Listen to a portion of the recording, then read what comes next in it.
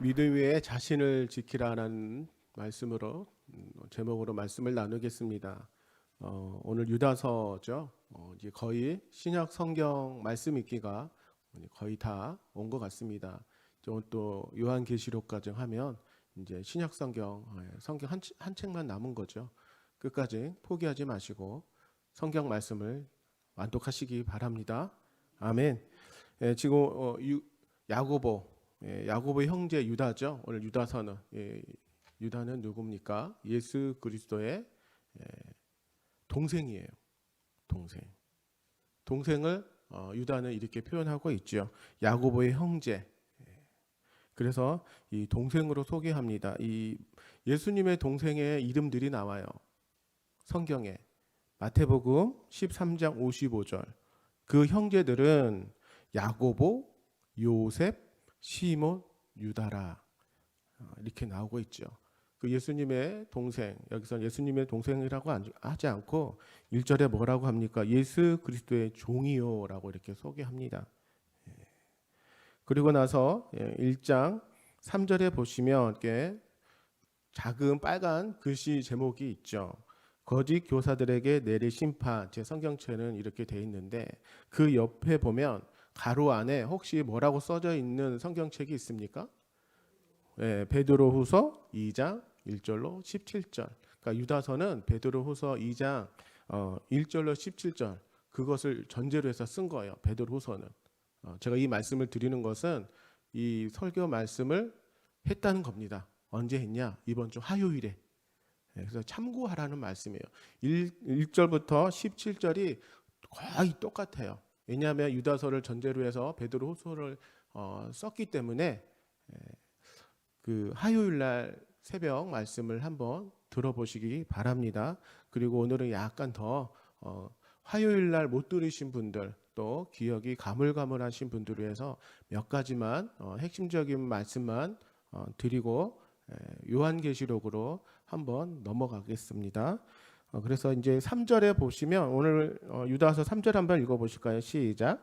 사랑하는 자들아, 우리가 일반으로 받은 구원에 관하여 내가 너희에게 편지하라는 생각이 간절하던 차에 성도에게 단번에 주신 믿음의 도를 위하여 힘써 싸우라는 편지로 너희를 권하여야 할 필요를 느꼈느니, 편지를 쓰게 할 필요를 느꼈다고 합니다. 이 유다가. 그래서 이 서신의 의도, 편지를 쓰려고 한 의도가 지금 3절에 말씀이 있어요. 그래서 유다는 공동체에 관심이 굉장히 많았어요. 공동체라 하면 교회 공동체겠죠. 여기서 어떠한 관심이 많았냐? 이 믿음의 싸움, 믿음을 해야 된다는 것이에요.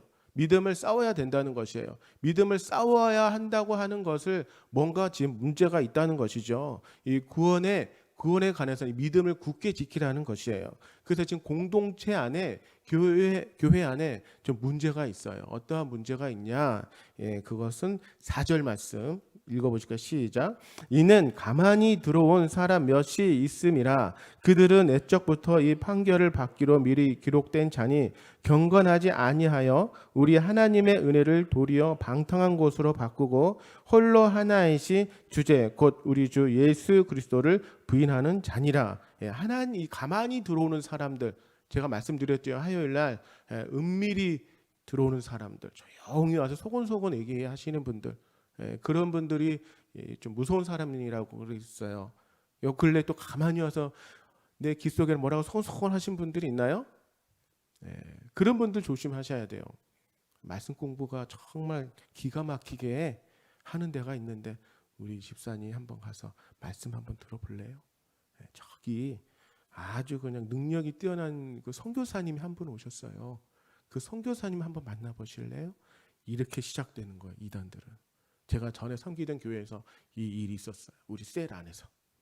정말 신천지가 들어와가지고 잘 지내다가 이 특징들이 있어요. 자기를 가만히 숨겨서 있다가 어느 정도 이게 때가 되고 이제 안면이 트이고 알게 되면 막 나를 드러내요. 나를. 막 내가 이런 사람이에요. 내가 이렇게 능력 있는 사람이에요.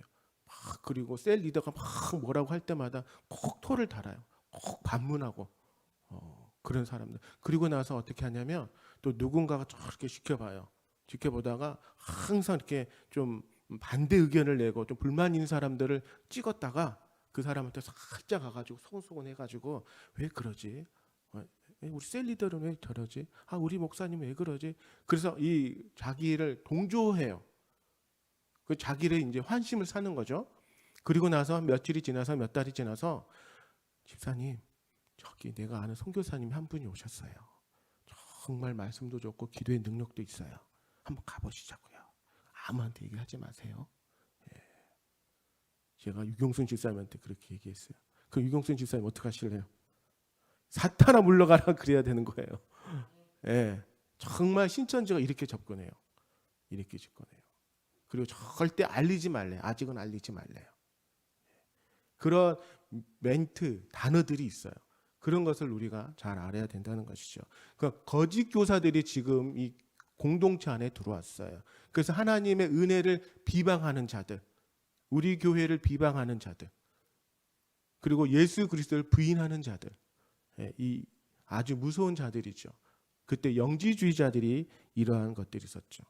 방탕한 것은 음란하는 것을 얘기하죠. 이성 없는 짐승 같다고 했어요. 오늘 본문에도 나오죠. 생각 없는, 잡혀 죽어야 될 만한 태어난 그런 짐승, 그렇게 표현하고 있는 것이죠.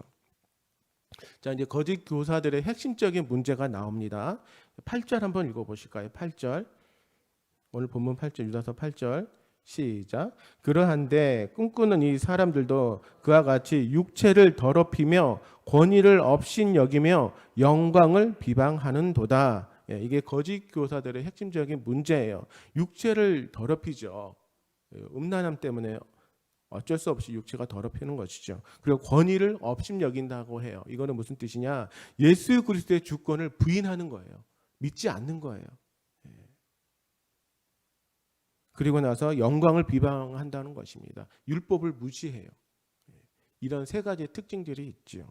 그리고 이제 5절부터 16절까지는 거짓 교사 실체, 저번에도 말씀드렸죠. 심판을 자세히 설명하는 거예요. 어떤 것이 거짓 교사들의 실체고 그들에 따른 심판을 하나님 어떻게 주실 것인 것을 말씀합니다. 그리고 17절부터 23절까지 이 공동체, 우리 교회가 가져야 할 구원과 이 믿음의 삶을 어떻게 구체적으로 드러내야 되는지 그것을 말씀하고 있어요. 그래서 20절, 23절 이 유다서의 핵심적인 구절이에요. 핵심적인 구절들은 혹시 볼펜 있으시면 체크해 놓으세요. 그리고 나서 이 본문에서는 무엇을 말씀하고 있는 거나 우리가 알아보면 좋죠. 그래서 이 핵심적인 구절은요, 이 공동체의 구원, 교회 다닌다고 해서 다 구원받는 거 아닙니다. 정말 심각하게 받아들이셔야 돼요. 그리고 믿음의 싸움을 관건하는 거예요. 어떻게 이 믿음을 내 자신을 지켜야 되는지 세우는지 그것을 말씀하고 있는 것이에요. 그래서 20절, 21절 한번 읽어보실까요? 시작. 사랑하는 자들아, 너희는 너희의 지극히 거룩한 믿음 위에 자신을 세우며 성령으로 기도하며 하나님의 사랑 안에서 자신을 지키며 영생에 이르도록 우리 주 예수 그리스도의 긍휼을 기다리라. 자신을 지키는 것이에요. 거룩한 믿음 위에 내 자신을 지키는 일. 항상 내 자신을 잘 지키시기 바랍니다. 내 마음의 생각을 잘 지키시기 바라요. 내가 조금이라도 불미스러운 생각을 하거나 부정적인 마음, 부정적인 생각으로 우리 입술로 내뱉으면 그것을 기다리고 있는 사단이 있죠. 그 말을 꼬투리를 잡아서 우리를 흔들어 놓습니다. 우리 공동체를 흔들어 놔요. 우리 사람의 인간의 깊은 본능 중에는 제약이 있어서 나 말고 누구 얘기하는 것을 그렇게 좋아해요. 내려 깔고. 참 그게 재밌죠. 근데 그렇게 하면 마귀가 흔들어 놓는다는 것이에요. 그래서 내 자신을 먼저 지키라는 것이에요. 거룩한 믿음에 우리 성도님들을 그 믿음을 지키시기 바랍니다. 그런데 내가 내 자신을 세울 수가 없어요. 나 혼자는 절대 할 수 없어요. 그래서 어떻게 오늘 말씀하시냐? 삼위일체 하나님을 말씀하고 있어요. 20절에 보시면 성령님 나오시잖아요. 20절 보면 거룩한 믿음 자신을 세우며 성령님으로 기도하며 성령으로 기도하며 21절 하나님 사랑 안에서 자신을 지키며 영생에 이르도록 우리 주 예수 그리스도의 긍휼을 기다리라. 그러니까 삼위일체 이 세 분이 꼭 필요하다는 것입니다. 내가 지킨다는 것, 내가 한다는 것은 나의 욕심이에요. 나의 교만입니다. 항상 이 성부 하나님, 성자 하나님, 그리고 성령님을 항상 의지하시기 바랍니다. 이분들을 삼위일체, 삼위일을 가지고 있는 분들을 우리는 늘 붙들어야 거룩한 믿음 위에 내 자신을, 내 믿음을 지킬 수 있다는 것입니다. 그리고 나서 이제 22절, 23절 한번 읽어보실까요? 시작. 어떤 의심하는 자들을 궁일이 여기라. 또 어떤 자를 불에서 끌어내어 구원하라. 또 어떤 자를 그 육체로 더럽힌 옷까지도 미워하되 두려움으로 긍휼히 여기라. 예. 타인을 지키는 말이에요. 예. 그냥 나를 모함하고 나를 시기하고 질투했던 그런 타인이 있을지라도 사람을 미워하지 말라는 것입니다. 긍휼히 여기라는 말씀이에요. 긍휼히. 하나님은 은혜와 긍휼의 하나님이십니다. 예, 죄를 미워하되 그 사람은 미워하지 마시기 바랍니다. 예, 항상 남편 사랑해 주시기 바랍니다. 예, 늘 사랑해 주세요. 긍휼히 여길 수 있는 마음이 정말 예수 그리스도를 품는 하나님의 백성들입니다.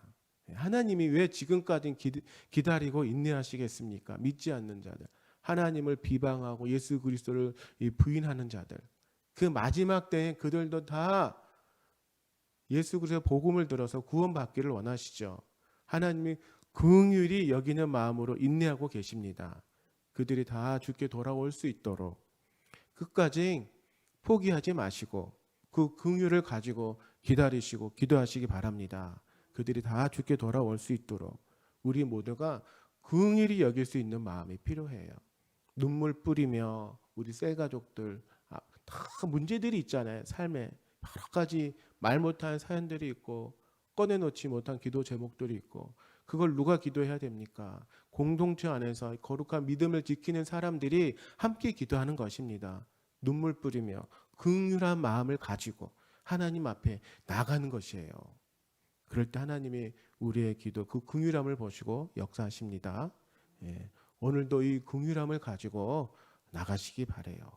예, 눈물 흘리면서 하나님 그 눈물 그냥 헛으로 보지 않아요. 예, 그 눈물 한 방울 한 방울이 열매가 되고 기도의 응답들이 됩니다. 그런 긍휼함 가지고 오늘도 나가시기 바랍니다. 자, 이제 10분 남았는데 자, 이제 요한계시록을 한번 넘어가 보겠습니다. 요한계시록 기대되십니까? 예, 요한계시록. 요한계시록 하면 어떤 의미가 듭니까? 요한계시록. 예, 정말 요한계시록 참 좀 두렵고 떨려요.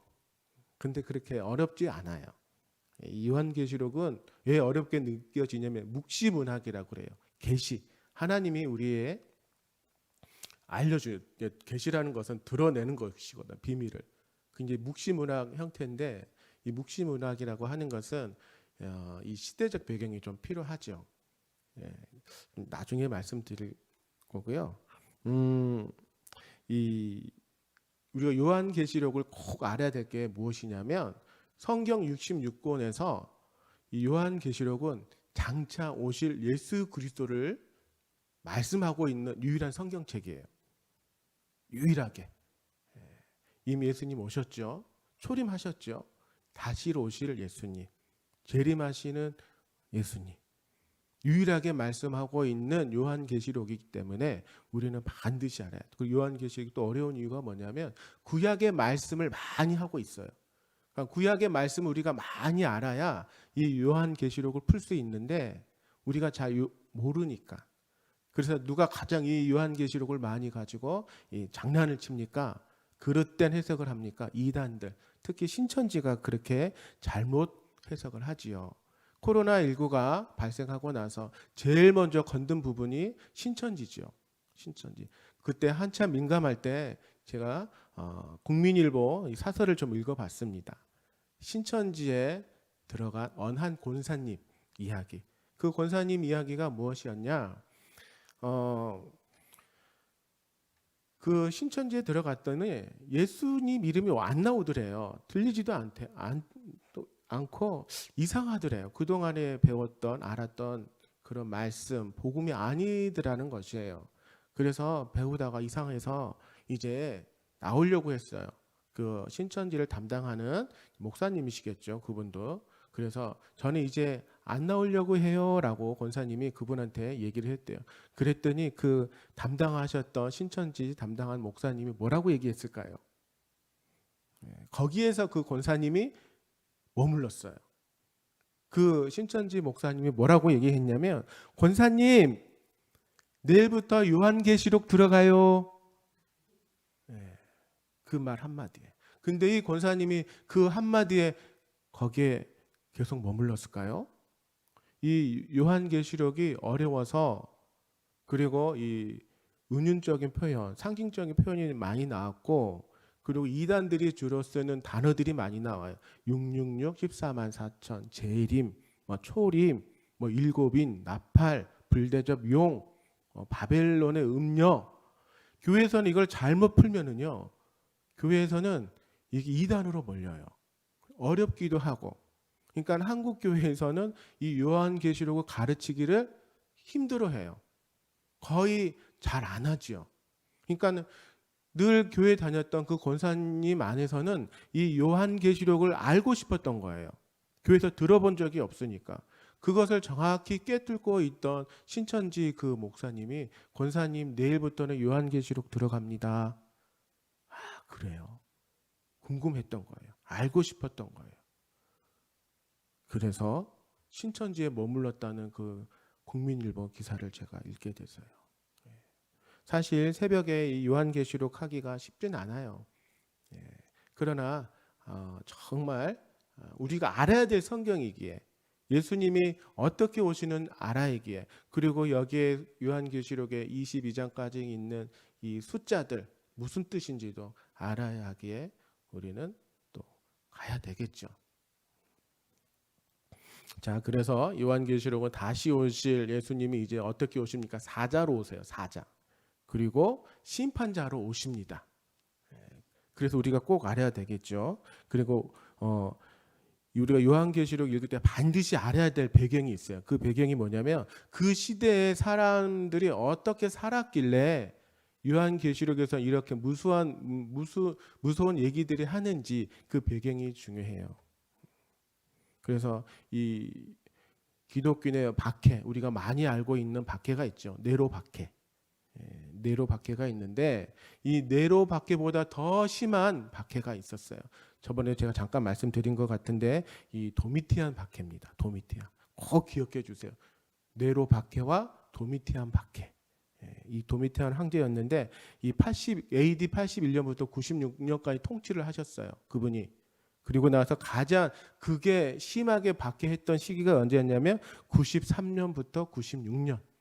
1993년, 96년이 아니라 그냥 93년, 96년입니다. AD.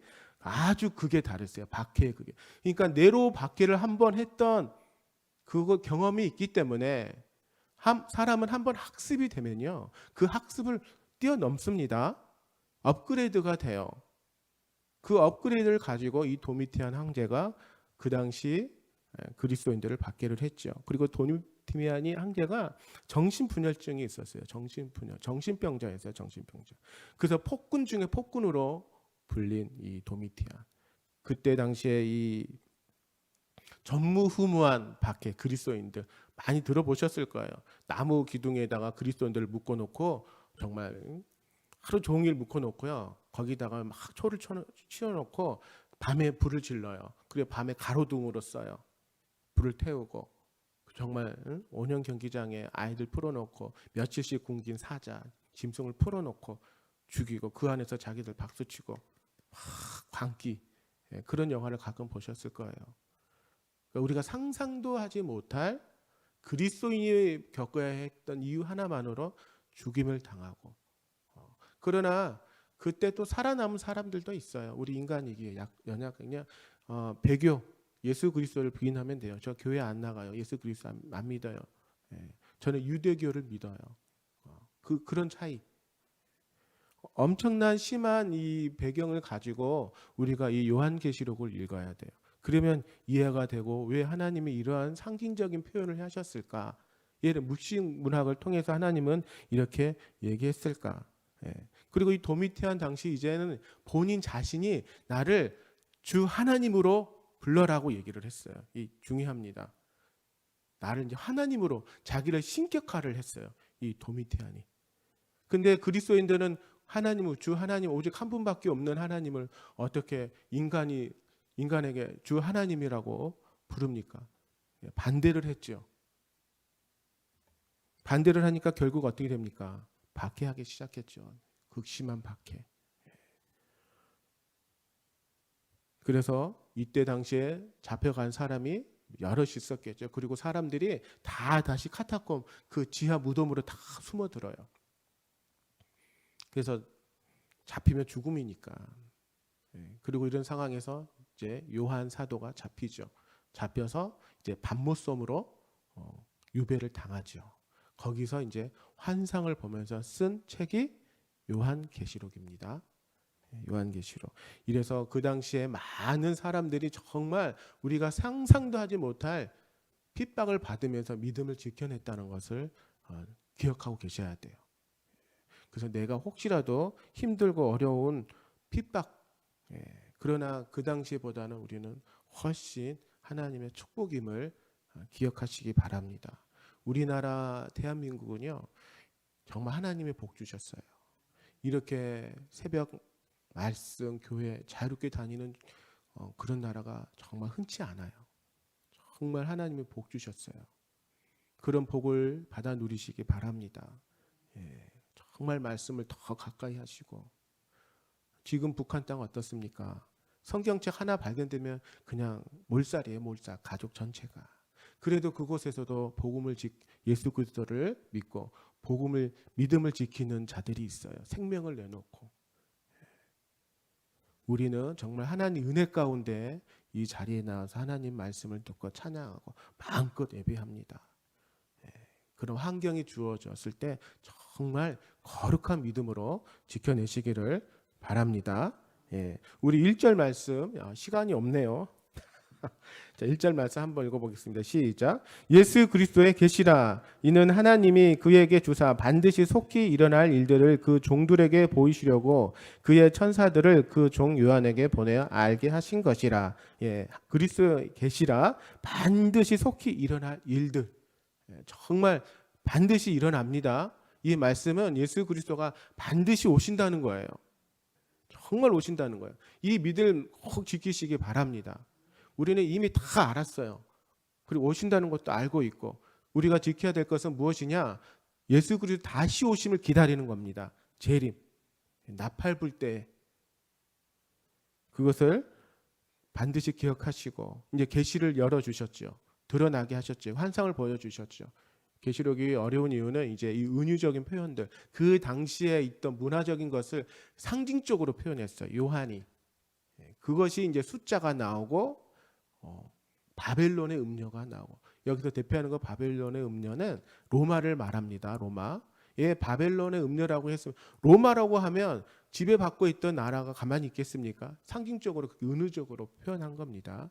그리고 666, 이 숫자를 잠깐 말씀드릴게요. 666은 7은 완전 수준을 다 알고 계시죠?